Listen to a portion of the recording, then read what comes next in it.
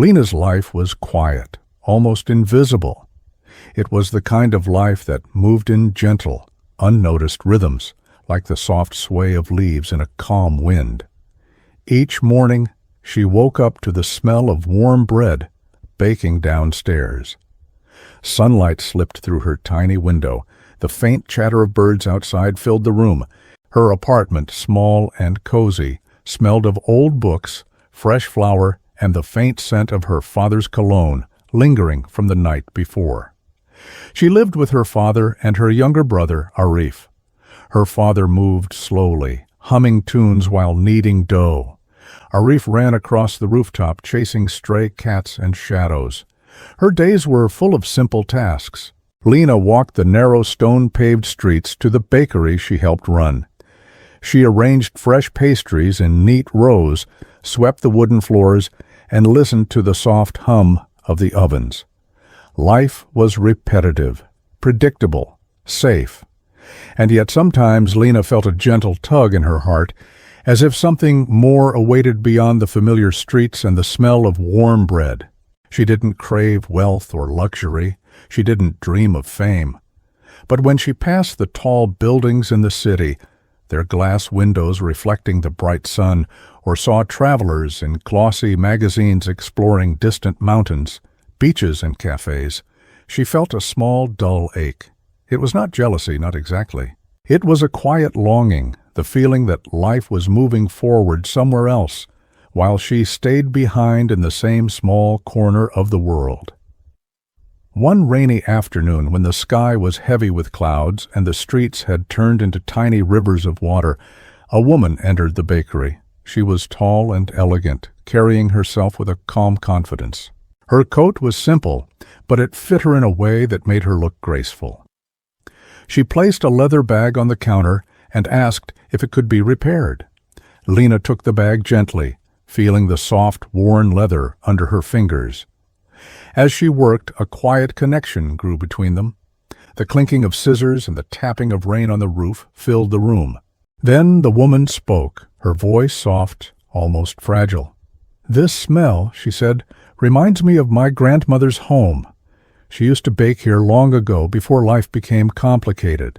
I used to watch her knead bread, listen to her stories, and dream of leaving, of seeing more, doing more. And now all I want is one of those afternoons again. The warmth of the oven, the smell of fresh dough, someone humming softly nearby." Lina listened, her heart stirring. She realized that the life she thought was ordinary, the soft rhythm of her days, the smell of bread, the quiet laughter of her family, was someone else's golden memory. The slow, ordinary moments she had dismissed were treasures in someone else's story. That evening, as the rain stopped and the streets shone with puddles reflecting the golden sunset, Lina walked home. The cool air kissed her face, and the soft glow of street lamps lit her way. She watched her father in the bakery window, kneading dough with care, and her brother chasing the fading light on the rooftop. For the first time in a long while, Lina felt gratitude. Her life, though quiet, was meaningful. It was noticed, even if by someone far away in thought and memory. The next days passed with the same rhythm, yet Lina saw them differently. The sun rising through her dusty window was no longer ordinary. It was a reminder that a new day always brings opportunities. The smell of bread and flour was no longer just work.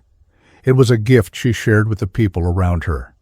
The soft laughter of her family, once background noise, became music she cherished.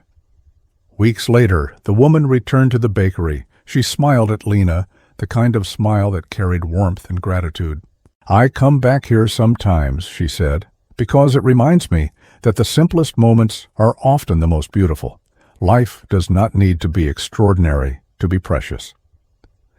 Lina realized something important that day. She didn't need to travel the world or be famous to have a meaningful life. Every ordinary moment she had, every smile, every shared meal, every quiet morning, mattered more than she had ever imagined. Her life was full of small blessings, and each one was a story waiting to be treasured. And so, Lina began to see her life with new eyes. She walked the same streets, baked the same bread, and heard the same songs, but now each moment felt alive. She smiled at her father and brother, greeted neighbors, and appreciated the soft rhythm of her days. She understood that even in quiet corners of the world, a life could be rich, full, and unforgettable. Because sometimes what seems ordinary to one person is someone else's most cherished memory, and sometimes the life you have been taking for granted is the life someone else dreams of living. Vocabulary from the story: invisible, not seen or noticed. Example, her courage was invisible, but it shone in small actions.